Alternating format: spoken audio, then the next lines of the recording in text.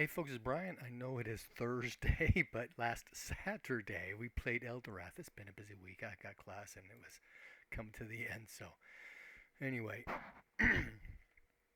so the party went back to the inn to discuss their options. The question came up about maps.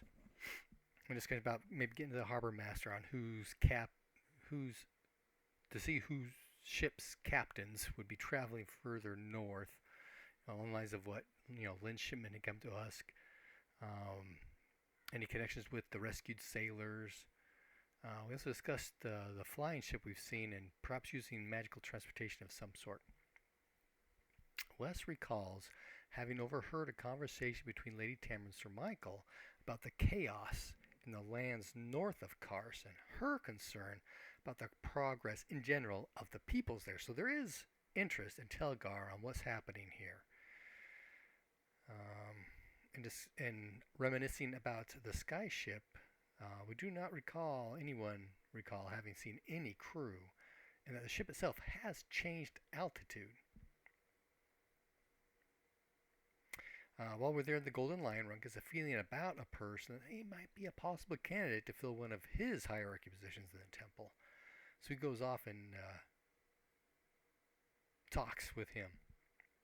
This guy appears to be a farmer, having brought his weekly goods to town. Alright, next day we head over to the Mages Guild. We discuss the flying ship with Thurmond. And he says there are references that go back to the time of Forg about these flying ship kind of things, right? And there are individual reports of events of people, spotting the ship.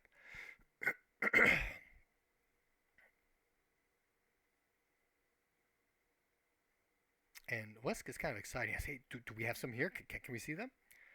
Thurman then comes back after a bit with a box of documents, which he opens up with locks and stuff, and the whole box ends up lying flat down by itself. And inside is the torn, burnt remains of a book. But he tells us that it details a journey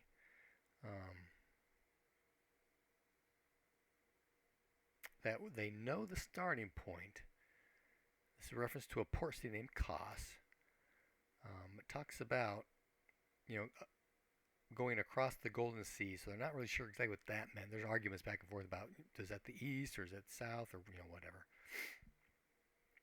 And there's in fact a partial drawing of a ship that's not in water but is floating above the water and is in fact tethered to a dock that is also above the water.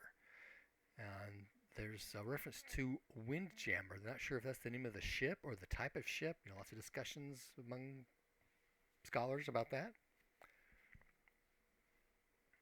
And such a ship would be of interest to those who may be of assistance to us in doing what we're trying to do. A couple of possibilities is to make a contract with the guild at large to acquire it, but then of course they would want to study it.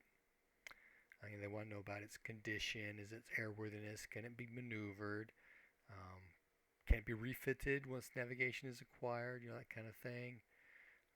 Another option is to get scrolls of flying. That would not require the guild's intervention. Someone like Thurman could produce those for us. And of course, the cost of doing so would be taken out of shares of value of the ship once found. Now, the guild, Wes does ask about the guild having communication with other areas along the coast going north, and perhaps even the Isles out there, because these communication nodes allow transportation.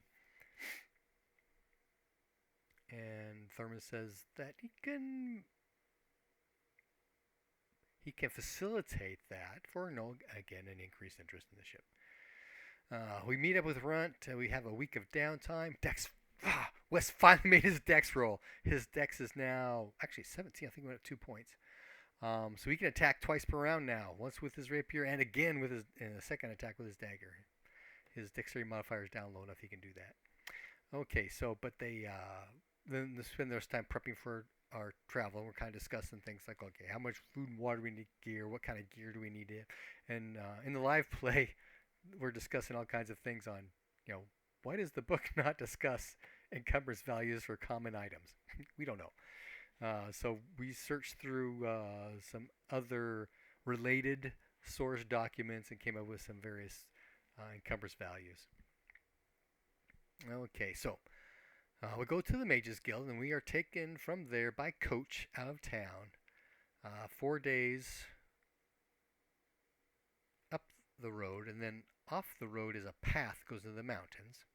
It goes to an ancient ruin. These kinds of ruins apparently dot all along the coastline and into the islands, as well in the west. This particular ruin is damaged. It is a great black tower that is broken off at the base and fallen down into the valley below. West, during his training, had done some training in a tower like this, in a town called Ashi in the south of Telgar.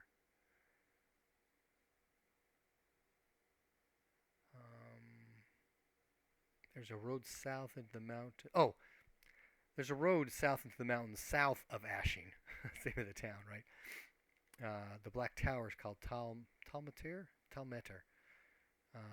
the Keeper of Keys, and that's where Wes had done some of his training. So Wes had to pass his tutelage prior to obtaining his robe by doing some training here in these kinds of towers. Okay, but here there's a cave entrance that reaches back into the tower. When we turn off the road, there are remnants of a village.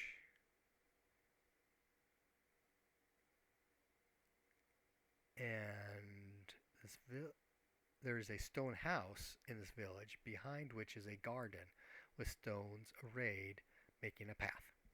This is a fairy mound.